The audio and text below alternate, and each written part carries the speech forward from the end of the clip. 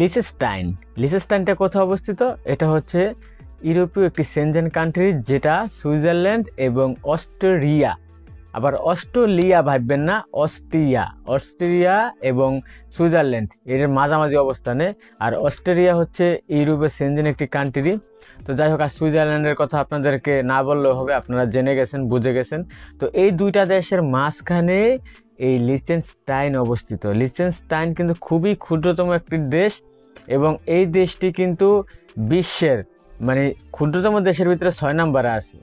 Plus এই দেশটির আয়তন হচ্ছে আপনার 512 কিলোমিটার, লম্বায় 25 কিলোমিটার। আমাদের দেশের একটা ছোটোখাটো উপজেলার মতো ভাবতে পারেন। জনসংখ্যা আছে কত? আপনার 17,000 প্লাস, আর কি 17,000 সামথিং জনসংখ্যা এই দেশটিতে বসবাস করে। তো লিচেনস্টাইন সম্পর্কে কিন্তু আমরা প্রায় অনেক ভিডিও সোশ্যাল মিডিয়াতে দেখি। 12 লাখ টাকা বেতন, 10 লাখ টাকা বেতন, ঠিক আছে। আবার কি বিনামূল্যে যাইতে পারবেন, বা এখানে আবেদন করুন, আবেদনের লিঙ্ক এখানে, ঠিক আছে। তো দেখা যাচ্ছে যে আদৌ কি আপনি বাংলাদেশ থেকে যেতে পারবেন কিনা, বা যাওয়া যায় কিনা, বা ওই দেশে মানুষ কিভাবে যায়, বিশেষ করে আমাদের আমরা বাংলাদেশিদের ক্ষেত্রে বলবো। তো সেই বিষয়টা এই ভিডিওতে আলোচনা করব। অবশ্যই সম্পূর্ণ ভিডিওটি মনোযোগ সহকারে দেখবেন। আসসালামু আলাইকুম, আমি মোহাম্মদ মেহেদি হাসান। যে যেখান থেকে আমার ভিডিওটি দেখছেন, সবাইকে ওয়ার্ল্ড ওয়াইড চ্যানেলে স্বাগতম।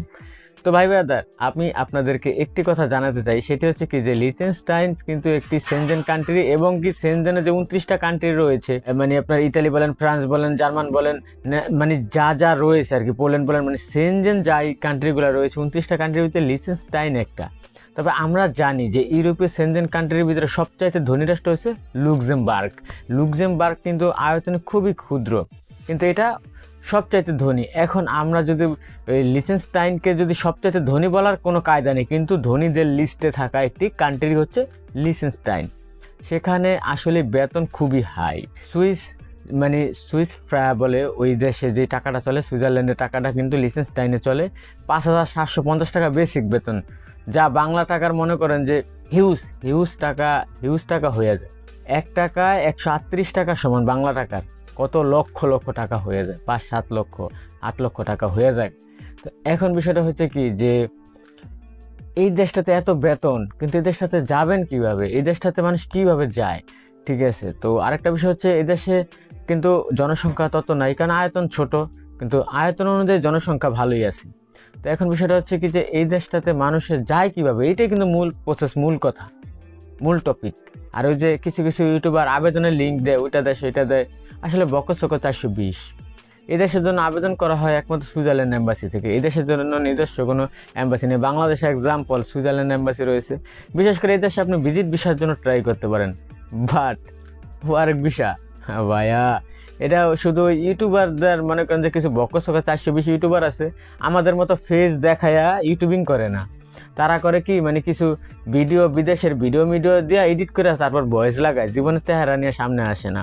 এইসব ধরনের চ্যানেল থেকে বলা হয় যে আপনি ওয়ার্ক পারমিটে যাইতে পারবেন গা, আপনি কিভাবে আপনি 3 লাখ টাকায় যাইতে পারবেন গা, আপনি মাগনা যাইতে পারবেন গা ইউরোপের দেশে। এরকম ধরনের বুংবাং ভিডিও ভিউ হওয়ার জন্য তারা বানায়, বা অনেক সময় দেখা যায় তারা আবেদনের লিঙ্ক দেয়, ওগুলো হচ্ছে তাদের ওয়েব পেজ, ওগুলোর ভিতরে ক্লিক করলে তাদের আয় ইনকামটা হইব, বা অনেক সময় স্ক্যাম করে তারা, ঠিক আছে। বকচক 420। আসলে সর্বোপরি সত্যি কথা হচ্ছে কি, এসব দেশে আপনি চাইলে ভিজিটে যাইতে পারেন বাংলাদেশ থেকে, কিন্তু বাংলাদেশ থেকে আদারওয়াইজ ওয়ার্ক পারমিট এডি কোনো না আছে, জি চুক্তি না কোনো কিছু, এডি হয় না ভাই, নাই।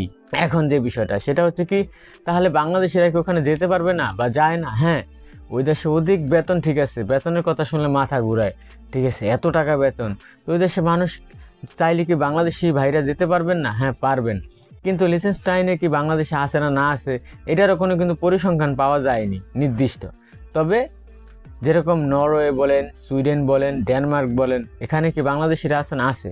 তারা কি হুট করে বাংলাদেশ থেকে সুইডেন বা নরওয়ে, ডেনমার্ক গেছে? তারা হয়তোবা কারা গেছে, স্টুডেন্ট ভিসায় যারা আছে তারা গিয়েছে ডিরেক্ট বাংলাদেশ থেকে। নরওয়ে বলেন, ডেনমার্ক বলেন, সুইডেন বলেন, তারা স্টুডেন্ট ভিসায় ডিরেক্ট গিয়েছে। কিন্তু ওয়ার্ক পারমিটে এটার কোনো পরিসংখ্যানে নেই, জীবনে কেউ গেছে কিনা, কয়জন গেছে। যদিও যাইয়া থাকে ওটার কোনো পরিসংখ্যানে নেই যে ডেনমার্ক বলেন, সুইডেন বলেন, নরওয়ে বলেন, বাংলাদেশ থেকে ডিরেক্ট ওয়ার্ক পারমিটে, এগুলো হয় না। এগুলা ওখানে বাংলাদেশিরা তাহলে কিভাবে থাকে, কিভাবে গেছে? স্টুডেন্ট ভিসায় গিয়ে সেটেল হয়েছে কেউ, আর নতুবা পর্তুগাল থেকে বা ইটালি থেকে বা ফ্রান্স থেকে তারা বৈধ হয়েছে, লাল পাসপোর্ট পাইছে, পাওয়ার পরে ওইসব দেশে যায় নিরিবিলি বসবাস করে। ঠিক আছে, এটা হচ্ছে সবচাইতে মূল্যবান সুন্দর কথা। হয়তো বা কিছু পাকনারা আছে ইউরোপে থাইকেও ভিডিও করে, ঠিক আছে, পাকনা পাকনা কথা কয়, এদের কাছে মনে হয় কি যে ইউরোপের ভিসা পাওয়া মুড়ির মতো সোজা। ঠিক আছে, মানে তাদের বাবা খালুরা ভিসা দেয়, চলে আসতে পারবেন 20 দিনে পর্তুগাল, চলে আসতে পারবেন মানে 15 দিনে জার্মানি। ঠিক আছে, মানে হচ্ছে তাদের বাবারা এম্বাসিতে বসে থাকে, তাদের বাবারা ভিসা দিবে। এত সহজ না ভাই। ঠিক আছে, তো বাস্তবতা একটু ভিন্ন রূপ, অন্যরকম। তো দেখা যাচ্ছে যে এখন আমার প্রশ্ন করতে পারেন, আপনি কই থাকেন, এত কথা বলতেছেন। আরে ভাই, এই ইউরোপের যে 29টা সেনজেন কান্ট্রি না, এর ভিতরে মনে করেন 22টার ভিতরে আমার লোকজন আত্মীয় স্বজন থাকে। ঠিক আছে, আমরা খোঁজখবর চারোদিকে ডে নিতে পারি, চারোদিকে ডে রাখি। ঠিক আছে, তো দেখা যাচ্ছে যে এই সুইডেন বলেন, নরওয়ে বলেন, ডেনমার্ক বলেন, এই লিচেনস্টাইনও আপনারা থাকতে পারবেন, কোনো সমস্যা নেই। ওই যে আপনার ওই প্রসেসটা অবলম্বন করতে হবে। সেটা হচ্ছে কি, আপনি ইটালি থাকেন, ফ্রান্স থাকেন, পর্তুগাল থাকেন, স্পেন থাকেন, যেখানে থাকেন সেখান থেকে পাসপোর্টধারী হবেন। তখন দেখা যাচ্ছে যে এইসব দেশে রিল্যাক্স আইসা বসবাস করতে পারবেন। ঠিক আছে, কারণ এগুলো হচ্ছে সেনজেন অঞ্চল আর কি। ঠিক আছে, তো আশা করি কি বলছি বুঝতে পারছেন।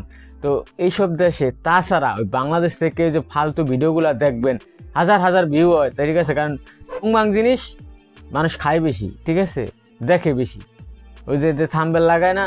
ঠিক আছে, ওদেরকে নিজের ক্ষমা দেখায় ভিডিও করতে বললেন, মানে চাইতে পারবেন গা লিচেনস্টাইন কাজের ভিসা, আবেদনের লিঙ্ক, 7 দিনের ভিতরে যাবেন গা, 1 মাসের ভিতরে ভিসা হয়ে যাবে, 2 মাসের ভিতরে যাইতে পারবেন গা, মাগনা যাইতে পারবেন, 2 লাখ টাকাতে যাইতে পারবেন। এগুলো সব খাল্লি বাল্লি, এগুলো সব বুংবাং। ঠিক আছে, এটাই সত্যি কথা। কারণ এই সব ধরনের তথ্যগুলো আমি দেই দেখা, ঠিক আছে, আমি অনেক অসাধু লোকের শত্রু, কিন্তু তারপরও আমি সত্যের ভিতরে লুকিয়ে থাকা সত্য আপনাদের মাঝে উপস্থাপন করব, এটা আমার লক্ষ্য।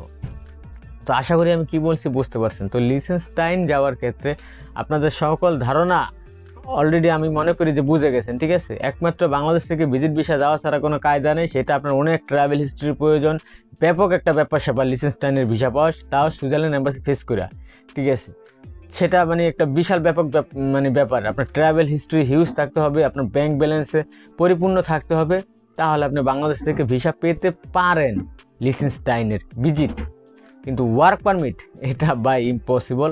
ঠিক আছে, আমি চ্যালেঞ্জ দিয়ে বললাম যে লিচেনস্টাইনের ওয়ার্ক পারমিট ভিসা বাংলাদেশ থেকে এটা ইম্পসিবল। আর এমন না যেন লিচেনস্টাইনের যে বাংলাদেশি অনেক দালালুল মাখলুকাত আছে, তারা বিভিন্ন কোম্পানি থেকে আপনার ভিসা বাইক করে দেবো, বা আপনার আত্মীয় স্বজনরা থাকে লিচেনস্টাইনে, এটাও নাই।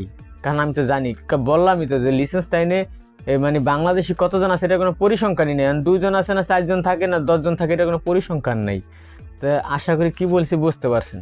যেরকম ইটালিতে এত মানুষ বসবাস করে বাংলাদেশি, ফ্রান্সে এত হাজার মানুষ বাংলাদেশি রয়েছে, কিন্তু লিচেনস্টাইনের কোনো পরিসংখ্যান আছে নাই। এইভাবেই ছোট্ট দেশ, আবার মনে করেন বাংলাদেশি আছে না না আছে, 2 জন আছে না 4 জন আছে, তাও ঠিক নেই। তাহলে আপনি কার মাধ্যমে যাবেন? ঠিক আছে, ওয়ার্ক পারমিটটা কার মাধ্যমে, কোন কোম্পানি কে ধরবো আর কে ইস্যু করবে আপনার জন্য? তো বিষয়টা এরকমই। তো এই জন্যই বললাম যে ওয়ার্ক পারমিটের ব্যাপারটা মাথা থেকে ঝাইরা দেন। এই যে লিচেনস্টাইনের যেই অ্যাডগুলা দেখেন, ঠিক আছে, ওগুলো দেখা থেকে বিরত থাকবেন, নাহলে আপনাদের ব্রেনটা ওয়াশ হয়ে যাবো গা বুংবাং জিনিসে। তো আশা করি কি বলছি বুঝতে পারছেন। তো দর্শক, আজকের মতো এই পর্যন্তই। সবাই ভালো থাকুন, সুস্থ থাকুন, আল্লাহ হাফেজ।